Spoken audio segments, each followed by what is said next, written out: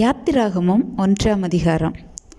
எகிப்துக்கு போன இஸ்ரவேலுடைய குமாரரின் நாமங்களாவன: ரூபன், சிமியோன், லேவி, யூதா, இசக்கார், செபுலோன், பென்யமீன், தான், நப்தலி, காத், ஆசேர் என்பவைகளே.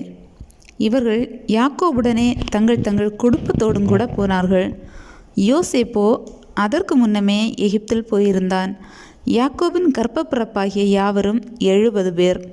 யோசேப்பும் அவனுடைய சகோதரர் யாவரும் அந்த தலைமுறையார் எல்லாரும் மரணமடைந்தார்கள். இஸ்ரவேல் புத்திரர் மிகுதியும் பலுகி ஏராளமாய் பெருகி பலத்திருந்தார்கள். தேசம் அவர்களால் நிறைந்தது.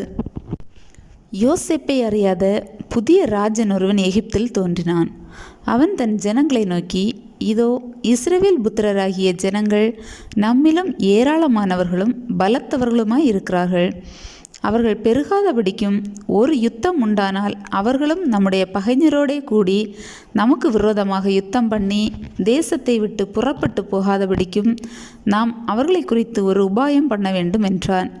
அப்படியே அவர்களை சுமை சுமக்கிற வேலையினால் ஒடுக்கும்படிக்கு அவர்கள் மேல் விசாரணைக்காரரை வைத்தார்கள். அப்பொழுது அவர்கள் பார்வோனுக்காக பித்தோம், ராமசேஸ் என்னும் பண்டசாலை பட்டணங்களை கட்டினார்கள்.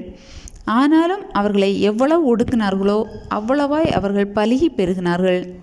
ஆகையால் அவர்கள் இஸ்ரவேல் புத்திரரை குறித்து எரிச்சல் அடைந்தார்கள்.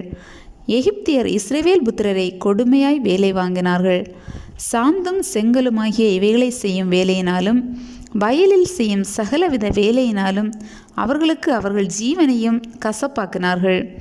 அவர்களை கொண்டு செய்வித்த மற்ற எல்லா வேலைகளிலும் அவர்களை கொடுமையாய் நடத்தினார்கள். அதுவுமன்றி எகிப்தின் ராஜா சிப்பிராள் பூவாள் என்னும் பேருடைய எபிரேய மருத்துவச்சிகளோடே பேசி, நீங்கள் எபிரேய ஸ்திரீகளுக்கு மருத்துவம் செய்யும்போது அவர்கள் மனையின் மேல் உட்கார்ந்திருக்கையில் பார்த்து, ஆண் பிள்ளையானால் கொன்று போடுங்கள், பெண் பிள்ளையானால் உயிரோடு இருக்கட்டும் என்றான்.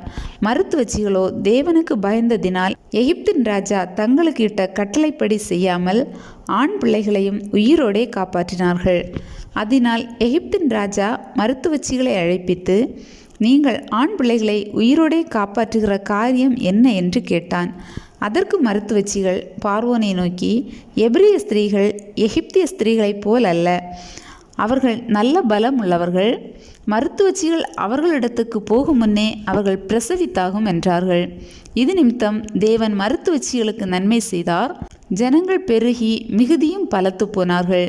மருத்துவச்சிகள் தேவனுக்கு பயந்ததினால் அவர்களுடைய குடும்பங்கள் தழைக்கும்படி செய்தார். அப்பொழுது பார்வோன் பிறக்கும் ஆண் பிள்ளைகளை எல்லாம் நதியிலே போட்டுவிடவும் பெண் பிள்ளைகளை எல்லாம் உயிரோடே வைக்கவும் தன் ஜனங்கள் எல்லாருக்கும் கட்டளையிட்டான்.